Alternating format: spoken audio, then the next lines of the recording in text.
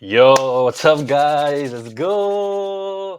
Donc aujourd'hui, je vais vous montrer les 5 habitudes qui m'ont aidé de passer à un skinny fat, donc 150 livres, pas musclé, avec un ventre, à 180 livres, musclé et découpé.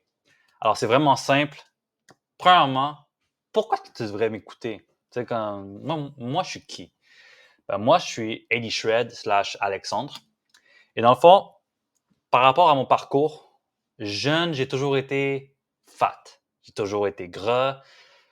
Je mangeais mal, je mangeais des trucs surcongelés. Tout le temps de la mauvaise nourriture. Donc, tu peux facilement le voir dans mes cheeks que j'étais obèse. J'étais pas juste un peu fat, j'étais pas juste skinny fat. Quand j'étais jeune, j'étais vraiment obèse. Je faisais pas d'activité physique. Tout ce que je faisais, c'était jouer aux jeux vidéo, jouer à Call of Duty. Je mangeais de la crème glacée, des croquettes de poulet, juste vraiment des affaires qui sont juste pas bonnes pour la santé en étant jeune. Et je faisais un peu de sport qui était de la danse. Mais j'étais quand même fat. C'est pas le fait que je faisais de la danse que je faisais perdre du poids, whatever. Oui, ça me faisait bouger, mais mon alimentation n'était pas présente. Et c'est la raison pourquoi est-ce que par la suite, j'ai vraiment voulu commencer à faire quelque chose parce que j'en pouvais plus, je supportais plus. Je me faisais toujours dire Alexandre la baleine, Alexandre le petit gros, Alexandre comme ça fait, je me faisais paraître que j'étais graisseux. Et finalement, qu'est-ce que j'ai fait avec la poussée de croissance? J'ai commencé à faire plus de cardio, faire plus de sport. J'ai commencé à aimer à faire du sport parce que j'ai jamais aimé le sport quand j'étais jeune. Moi, j'étais vraiment gamé. Et qu'est-ce que ça a fait par la suite? J'étais quelqu'un qui était un skinny fat. Donc, tu sais, même, tu sais, il y a des jeunes qui sont à l'école, ils ont des abdominaux qui sont ripped, ils ont vraiment une bonne génétique qui brûle du gras. Moi, c'était pas le cas. Il fallait que je travaille pour. Donc, j'avais quand même un ventre. Même si j'étais mince, mon alimentation était pas nécessairement meilleure. Je faisais juste bouger plus et je m'entraînais comme des push-ups, des high intensity interval workout, donc des HIIT, que je faisais sur YouTube des 10-15 minutes. Et même encore là, ça donnait pas mon corps de rêve. C'était juste des affaires que je voulais changer, essayer. Mais même en essayant des vidéos de 10-15 minutes, c'est pas ça qui allait me donner les résultats que je cherchais vraiment. Parce qu'à cet âge-là, j'enviais eux qu'ils avaient des abdominaux. C'était vraiment quelque chose, je regardais, j'étais comme, damn, imagine si moi aussi j'avais des abdominaux. Imagine si c'est quelque chose que je suis capable d'accomplir moi aussi. Et c'est vraiment ça qui m'a donné un drive pour commencer à me donner et arriver justement à 180 livres où est-ce que je suis musclé, où est-ce que, tu sais, j'ai quand même 8 ans d'entraînement en dessous de ma ceinture. Donc, c'est vraiment quelque chose que j'ai à cœur. Et aujourd'hui, je voulais parler des 5 habitudes qui m'ont vraiment aidé à justement arriver à changer ça. Et la première habitude, c'est tout simplement arrête d'attendre à demain. C'est vraiment important que j'entende ça dans ta tête. Puis ça marche avec tout. Ça marche avec le fitness, ça marche avec tous les objectifs que tu veux accomplir en ce moment. Si tu te dis, je vais attendre à demain, je vais attendre à la semaine prochaine, je vais attendre dans un an, écoute, c'est une journée que tu as perdue, c'est une semaine que tu as perdue et c'est une année que t'as perdue, que tu aurais déjà pu être à ton objectif. Pourquoi? On a, on a juste une vie, bro. Genre, on a une vie. Si tu attends la semaine prochaine pour être en shape, pourquoi? Genre, tu perds du temps, là. Tu perds une semaine. Tandis que tu pourrais déjà commencer à être en shape, tu pourrais déjà commencer à être la meilleure version de toi-même. Mais pourtant, tu préfères attendre. Pourquoi? Parce que c'est inconfortable, tu trouves toutes les excuses. Ah, j'ai pas envie d'y aller, j'ai pas envie de commencer à bien manger. J'aime ça manger de la merde qui goûte bon. Et ça, le problème, c'est que tu es trop confortable en ce moment pour pouvoir changer puis avancer pour justement commencer un nouveau chemin. Là, tu es dans le chemin du n'importe quoi. Mais à la place de ça, tu dis ah non, je vais attendre avant de commencer vers l'autre chemin. Puis c'est ça le problème. C'est que tu es toujours là à attendre, tu es toujours là à attendre. Puis au final, il se passe rien. Un an arrive plus tard, et là, tu te dis ah, c'est la nouvelle année. Cette année, je vais me donner. Tu commences, tu fais une semaine ou deux, puis boum, tu lâches. Pourquoi? Parce que tu le voulais pas réellement. T'as juste eu un rush de dopamine parce que tu t'es dit que tu allais être sérieux cette fois-ci. Tandis que tu aurais pu juste commencer aujourd'hui. Tu aurais pu commencer le premier jour de décembre. Tu aurais pu commencer le premier jour de novembre. Pourquoi tu l'as pas fait? T'attendais un truc spécial? Non. Faut que tu commences maintenant. Arrête d'attendre à demain. Demain, il va pas changer les choses. C'est aujourd'hui que c'est l'action que tu fais aujourd'hui qui va changer ton futur toi de demain. Si aujourd'hui, même tu commences à bien manger, demain, tu vas commencer à avoir déjà des résultats. Que ce soit dans ton mindset, que ce soit dans ton corps, tu vas commencer à avoir des résultats, point final. Alors, ma première habitude que j'ai commencé à changer, c'est commence à faire les choses aujourd'hui au lieu de toujours le remettre à demain, à la semaine prochaine, parce que au final, c'est pas ça qui va donner les résultats. Si le gars de 10 ans qui voulait changer son corps a dit ah, je suis pas maintenant, j'aurais jamais été la personne que je suis aujourd'hui parce que j'ai pris l'action. Puis prendre l'action, c'est l'une des choses les plus importantes et c'est la raison pourquoi je l'ai mis en numéro un. C'est prendre l'action maintenant et arrête d'attendre. Ce qui va me donner à mon deuxième point qui est suis ta nourriture. OK? Je sais qu'il y a du monde qui essaie de te vendre. T'as pas besoin de suivre ta nourriture pour perdre du poids. Non, t'as pas besoin. C'est vrai. T'as juste à manger clean, t'as juste à bien manger, puis tu vas perdre du poids inévitablement. Mais moi, j'ai fait ça. Donc, j'ai commencé par juste bien manger. Puis après ça, j'étais comme, ah, je vais faire le régime cytogène. Puis là, j'ai commencé à faire le régime cytogène, mais je ne suivais pas du tout mes calories, rien. Puis ça a fini en faire en sorte que j'étais juste maigre. J'étais musclé un tout petit peu parce que je m'entraînais, mais j'étais vraiment maigre. Comme tu pouvais le voir que dans mon visage, j'étais maigre, qu'il y avait quelque chose qui était pas right. Pourquoi? Parce que j'étais vraiment sous calories. J'étais sûrement dans les 1200, 1300. Puis la raison pourquoi je savais pas ça, c'est parce que je suivais pas mes calories. Mais pourtant, suivre ses calories, c'est hyper facile. Genre, tu penses que c'est difficile, mais dès que tu le fais 3 jours, 4 jours, 5 jours, à un moment donné, ça devient une habitude. Puis ton cerveau, à place de prendre le neurochemin d'un loser, il va prendre le neurochemin d'un winner, puis ça devient juste une habitude. Donc, qu'est-ce que moi j'utilise, c'est MyFitnessPal, qui est juste ici, MyFitnessPal. Et honnêtement, bro, si tu veux savoir exactement combien de calories tu as besoin de consommer dans une journée, pèse ta nourriture chaque jour, pendant 7 jours.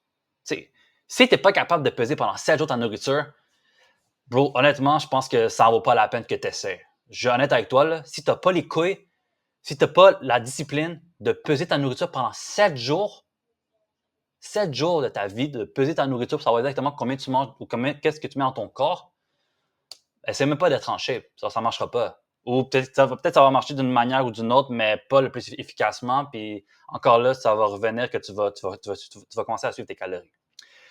Donc, qu'est-ce que je te conseille? Au moins 7 jours, pèse ta nourriture, regarde environ combien de calories que tu manges, puis sois quand même strict, que ce soit les liquides, que ce soit les sauces, whatever, pèse ta nourriture. Puis lorsque tu as ton nombre de calories que tu as pendant les 7 jours, tu vas aussi te peser à chaque matin, après avoir été aux toilettes puis que tu n'as rien mangé à jeun. Donc, pendant 7 jours, tu as tout ton poids du matin, pendant 7 jours, tu as toute la nourriture que tu as mangée, fais la moyenne, ça va te donner environ combien tu manges de calories en ce moment pour soutenir ton corps. Et par rapport à ça, si tu veux perdre une livre par semaine, donc perdre 4 livres par mois, il faut que tu soustrais 500 calories.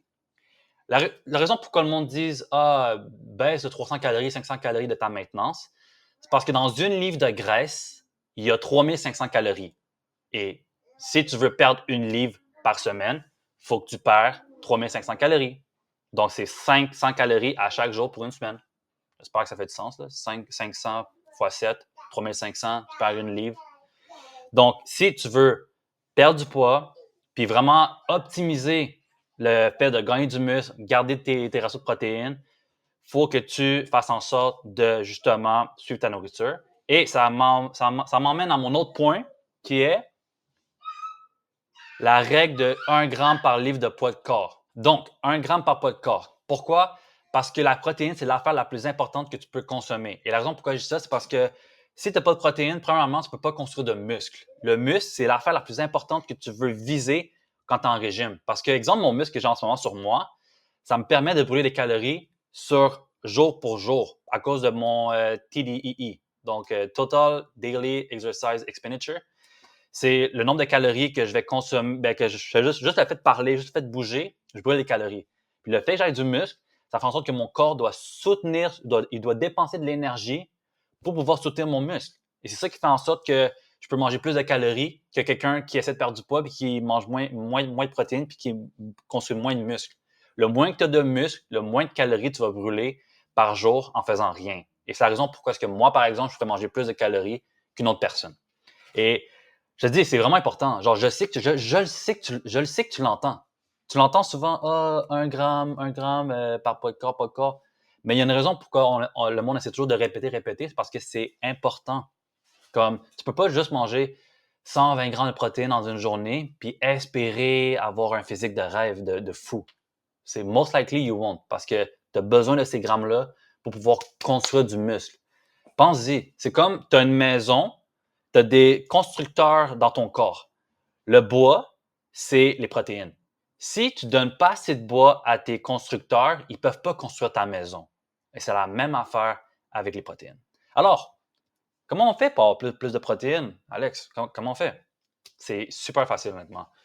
Le premier numéro un, c'est la whey protein, soit la isolate ou la whey normale. C'est la chose la plus facile que tu peux consommer. Si tu es intolérant au lactose, si, exemple, tu as des problèmes d'acné ou comme tu veux juste pas avoir de problème, tu peux aller avec de la whey végétale. C'est juste que c'est pas un meilleur goût. C'est juste le goût est pas wow.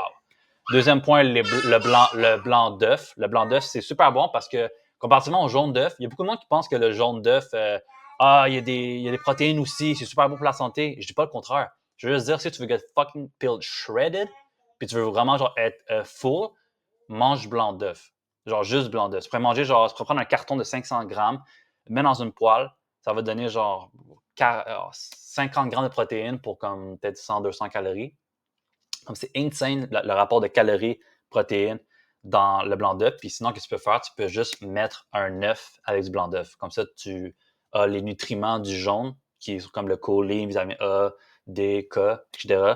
Comme c'est super important le jaune. Moi aussi, je mange le jaune. Je veux juste dire, si tu veux enlever des calories, tu peux arrête de mettre 5 œufs. Comme tu peux mettre un ou deux, avoir les valeurs nutritives que tu as besoin, puis mettre le reste avec du blanc d'œuf, comme ça tu as plus de protéines, puis tu es plus full durant la journée, ou tout simplement ton déjeuner.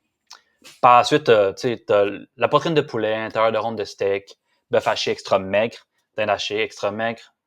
C'est toute la viande. Comme la viande, c'est important. Ça devrait être principalement genre une bonne partie de ton assiette, mais surtout d'avoir des cuts lean, comme maigres. Va pas chercher des chicken thigh. Ça, c'est un exemple. Chicken thigh, c'est beaucoup plus graisseux par rapport aux protéines, mais tu peux toujours en manger. Je dis pas que c'est mauvais. Vraiment loin de là. Je veux juste dire, si tu recherches à avoir moins de calories possible pour être peeled, plus cut, le poitrine de poulet, c'est qu'est-ce qui est plus maigre, plus comme. Si tu regardes le gras puis les protéines, il y a plus de protéines que de gras dans les poitrines. Donc, c'est pour ça que je dis, si tu veux vraiment shred, assure-toi d'aller privilégier plus des morceaux maigres. Par la suite, bord protéiné, c'est vraiment important. Bord de protéines, yogourt grec et du beef jerky. C'est toutes des choses qui vont t'aider. C'est mes meilleurs, ça. C'est vraiment mes meilleures alternatives si tu veux vraiment atteindre ce genre de niveau de protéines, puis vraiment, genre, avoir un meilleur régime alimentaire. Et on va arriver à mon quatrième point, qui est pousse-toi lourd au gym. Ça, c'est vraiment important, OK? Ce gars-là, là, il se poussait pas lourd. Il allait au gym, il allait through the motion, mais je peux te garantir que si tu ne pousses pas assez lourd au gym, tu ne vas pas grossir. Puis la raison pourquoi tu ne progresses pas, c'est simple. Tu ne te pousses pas assez au gym, tu ne suis pas des entraînements. Fait qu'à chaque fois que tu vas au gym, tu mets n'importe quel poids, puis tu te dis, oh, aujourd'hui, je me sens comme si je vais faire ce poids-là. Après ça, tu es confortable. Fait que tu mets un poids, puis tu es comme, ah, ça me tente pas d'aller plus lourd que ça. Moi, je suis bien à ce poids-là. Tu sais, je le sens bien dans mon muscle à ce moment-là. Puis le problème, c'est que ton muscle pense à un réchauffement. OK? Puis comment on va régler tous ces problèmes-là? C'est vraiment simple. OK? Premièrement, tu vas suivre tes entraînements. Donc, soit avec Apple Note ou juste seulement tes notes. Écris ton exercice, écris le répétition que tu as fait, puis le poids, puis tu le suis semaine en semaine, puis tu regardes si tu progresses bien. Ça, c'est la manière la plus facile de voir à quel point tu vas progresser. Deuxièmement, un pre-workout. Certaines personnes disent que moi, je ne prends pas de caféine lorsque je m'entraîne. Je n'ai pas besoin de ça. Moi, je suis un gars hard. OK, mais si tu es le genre de gars qui a de la misère à se pousser dur, puis que, tu sais, des fois, il va au gym, puis tu es juste comme genre, faut que j'aille au gym. Quand tu prends un pre-workout, il y a plusieurs nootropiques, caféine, qui va aider à faire en sorte que ça va amplifier ton entraînement, juste faire en sorte que ton entraînement soit moins chiant, faire en sorte que tu adores ton entraînement, comme tu as du fun à te pousser dur. Puis aussi, justement, ça va te donner un boost, comme tu vas vouloir te pousser dur, tu vas vouloir te donner. Tandis que si tu prends juste rien, même pas de la caféine, ton entraînement va être genre, mais bof. OK? Donc, pre-workout, moi, je le conseille. Tu n'es pas obligé de le prendre à chaque workout, mais au moins des séances que tu sais que tu vas te pousser dur ou que tu veux, prends un pre-workout. 2 à 3 séries d'échauffement. Ça, je pense que c'est vraiment un point que certaines personnes ne prennent pas en compte qui est vraiment important. C'est que tu ne vas pas arriver à une machine puis faire maintenant le poids. Ce que je conseille toujours, c'est de commencer avec 50% de ta charge pour un bon nombre de répétitions. Donc, on parle, exemple, 15 répétitions, 50% de la charge que tu veux lever ce jour-là. Après, tu vas à 75, puis après, tu vas, exemple, à 85. Mais tu vas baisser de répétitions. Par exemple, que la première série t'a fait 15 répétitions, la deuxième, tu vas en faire 10, 12, la troisième, 8. Puis même si tu veux, ton working set, donc le poids, tu vas travailler, tu peux faire, exemple, 2 à 3 répétitions, puis reprendre le même poids, mais commencer ta vraie série.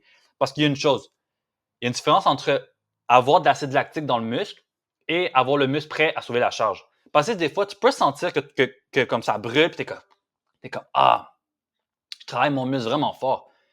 Mais c'est juste l'acide lactique qui construit dans ton muscle. Donc, ça, tu sais même pas de quoi tu es capable parce que ça commence à brûler, mais le brûlage devrait être ton réchauffement. Lorsque tu fais une vraie série qui est dure, ton muscle brûle pas. Ça chauffe. C'est juste comme tu pousses fucking hard, puis t'es comme genre. Puis comme à un moment donné, tu peux plus lever pas à cause que ça brûle, juste à cause que tu n'es plus capable. Il y a une grosse différence entre brûler et ne plus être capable de soulever le poids parce que tu n'as plus la force. Et c'est à ce moment-là, tu vas voir que tu auras un big pump, puis tu vas vraiment te pousser dur. Une autre chose, le temps sous tension. Le temps sous tension, c'est quelque chose que j'ai appris dans les premières années de mon entraînement. Certaines personnes disent que c'est de la merde. Fucker, OK? Temps sous tension, ça va t'apprendre la forme, ça va t'apprendre à la vitesse que tu devrais t'entraîner et ça va tout simplement t'apprendre que comme, oh, OK, je m'entraînais vraiment vite et je m'entraînais vraiment mal avant. Moi, ce que je conseille, c'est 40 secondes. Je dis 30 à 50 secondes parce que c'est ça que la littérature a dit. Mais 40 secondes, c'est le sweet spot entre les deux. Si tu es tanné de compter les répétitions, si tu es comme genre, ah, je veux juste essayer quelque chose de nouveau, mets du temps sous tension à 40 secondes pour pratiquement toutes les séries. OK? Bon, essaie d'être dans ce range-là. Ça va donner l'hypertrophie. L'hypertrophie, c'est tout simplement le fait d'avoir des gros muscles gonflés. Si tu vas plus du 20 secondes à 30, on parle de force. Et si tu vas 50 secondes et plus, on parle d'endurance. Donc, être plus fort pendant une longue période de temps. Quand on dit endurance, on parle, par exemple, la planche. Quand tu tiens avec la planche, c'est un bon exemple de, justement, endurance. Donc, 40 secondes de temps sous tension, où est-ce que le muscle, justement, il travaille. Puis tu prends ton temps, là, comme tu vas le voir. Là. Genre, juste le fait de focus puis de sentir le squeeze, ça va être un nouveau monde d'entraînement, comparativement à faire 10 répétitions le plus rapidement possible. Puis vraiment important, le dernier point par rapport à ça, c'est essaye, man. Genre, pour vrai, genre, essaye. Des fois, là, t'es vraiment, quand je dis comme que t'es confortable, c'est parce que tu t'essayes pas. Tu fais toujours la même chose. Puis au lieu, exemple, que tu vas à une machine, puis tu mets, je sais pas moi, tu mets 100 livres. Puis la machine, elle va à 400 livres. Puis t'es comme, ah, j'aime ça rester dans la zone 100 livres, whatever. Mais peut-être qu'un jour, là, moi, je te dis un jour, essaye comme, OK, je vais aller genre à 200, je vais aller à 180, un peu plus haut de ce que tu fais normalement. Juste le fait de faire ça, ça va donner à ton muscle une nouvelle raison de grossir, une nouvelle raison de commencer à vouloir grossir. Parce que ça, le problème, la plupart du temps, c'est que si tu ne donnes pas une raison à ton muscle de grossir, c'est que pense-y comme ça. C'est comme si ton muscle réchaufferait. Et comme, OK, on se réchauffe, on se réchauffe. Puis là, à place de te pousser lourd, tu es comme, on va rester ici. On va rester à mon réchauffement. Moi, je sens que c'est assez. Mais pourtant, ton muscle est comme genre, bro, on a fait ça la dernière fois. Donc, pourquoi pas juste mettre une coche de plus de poids puis te pousser cette fois-ci pour vraiment commencer à déchirer ce muscle puis le construire. Donc, ça, c'est vraiment important, vraiment quelque chose d'important à suivre. Alors, le cinquième point le plus important,